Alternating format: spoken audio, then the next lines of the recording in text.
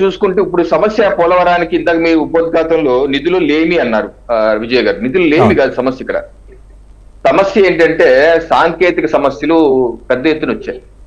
ఇది ఎందుకు వచ్చాయన్నది పెద్ద చర్చ. ఇప్పుడు 2019 వరకు హెడ్ వర్క్స్ 72% పూర్తి. హెడ్ వర్క్స్ అంటే స్పిల్వే కావచ్చు, డయాఫ్రమ్ వాల్ కావచ్చు, upper coffer dam, lower coffer, దీన్ని హెడ్ వర్క్స్ అంటారు.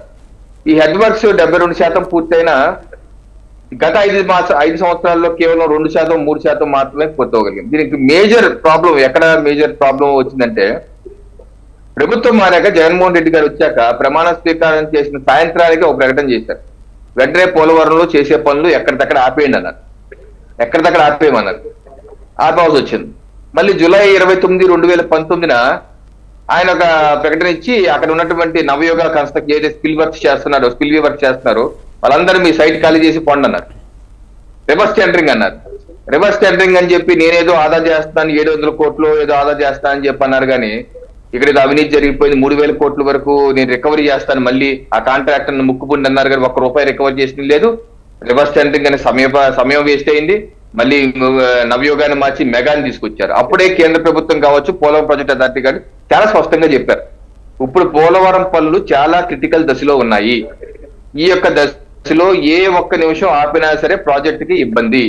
మీరు ఏ కారణాల చేతన్నా ప్రాజెక్ట్ పనులు మాత్రం ఆపద్దు. నవయోగాన్ని కట్టి, ఎందుకంటే గతంలో కూడా టాల్స్టాయ్ ఉంటే 2017లో చంద్రబాబు నాయుడు గారిని వారిని నవయోగం మార్చారు. అప్పుడు కూడా కేంద్ర ప్రభుత్వం వద్దాను.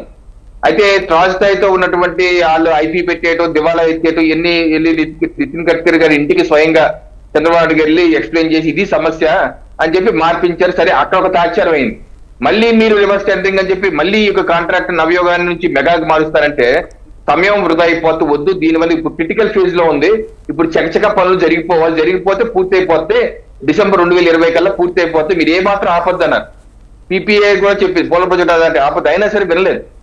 రివర్స్ టెండరింగ్ అన్నారు, 700 కోట్లు ఆదా చేసామన్నారు. తర్వాత మళ్ళీ 2 సంవత్సరాలు పోయాక మళ్ళీ 2000 కోట్లు పెంచేశారు. ఆదా అయింది లేదు, పాడు లేదు, ఏమీ లేదు.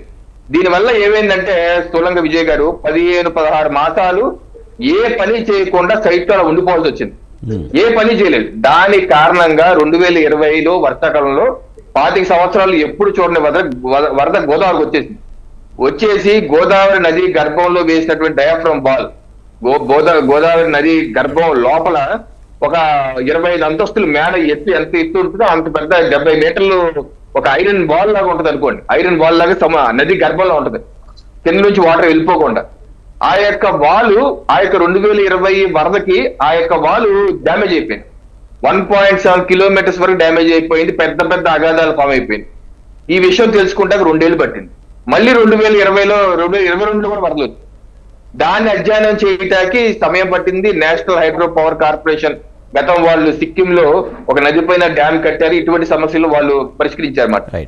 వాళ్ళు వచ్చి అధ్యయనం చేయడానికి టైం పట్టింది. వాళ్ళు అధ్యయనం చేసి ఇది పెద్ద సమస్య, అంతర్జాతీయ నిపుణులు కావాలని చెప్పి పోలవరం ప్రాజెక్ట్ అథారిటీ, కేంద్ర జనవరుల అధికారులు, అలాగే డ్యామ్ డిజైన్ రివ్యూ కమిటీ కావచ్చు, లేకపోతే రాష్ట్ర జనవరుల అధికారులు, లేకపోతే సిడబ్ల్యూసీ కావచ్చు, వీళ్ళందరూ కూర్చొని సమీక్షించి అబ్బాయి ఇలా కాదు, దీన్ని అంతర్జాతీయ నిపుణుల సలహా తీసుకోవాలన్నారు.